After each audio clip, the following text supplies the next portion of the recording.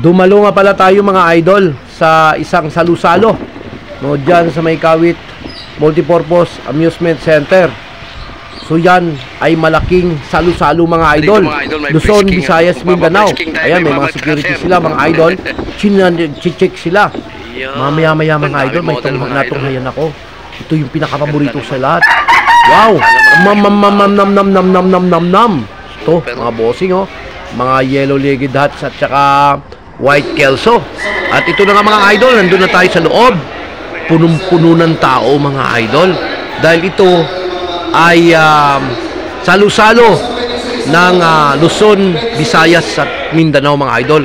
So maraming bisita dyan mga idol, no? Nandyan sila Haniyo, yung mga idol natin at iba pa, no? So dyan, dahil sa medyo malas tayo ng konti, magpapabuenas tayo mga idol sa mga nakablo dyan sa likod natin. Sana balang araw makasama ko rin sila. Wow, nam na naman. Oh. Pagkatapos mga idol, dahil sa olats tayo, no? Nako, umuwi na lang tayo mga bossing. Ayan, marami pa ring mga tao diyan mga idol, no? Kasi yan ay malaking salusalo, no? Mga imbitado diyan simula po doon sa may Mindanao, Visayas at saka Luzon. So, ayan, pasakay na tayo sa ating kabayo mga idol. At nakasakay na nga tayo. Ready to go na tayo mga bossing, no? Ayan, palabas na tayo. Ngunit sandali lang, mukhang nakalimutan ko magbayad ng parking. Mukhang wala na tayong pambayad. Ayan, nagbayad na nga tayo mga idol. At palabas na tayo sa gate, no? Nung salusalo, nung pinuntahan natin mga bossing. Ayan, nasa biyahe na po tayo mga bossing, no? At ayan na nga, nasa highway na tayo mga idol. Pauwi na po tayo. Kasi mukhang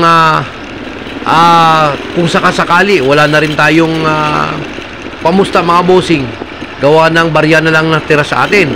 So bawi tayo next time mga idol, ha? Pagkatapos naramdaman ko mukhang nagugutom ako mga idol, kaya may napansin ako na nagtitinda ng bibingka doon sa kanto ng Anabo, kaya bumili muna ako mga bossing.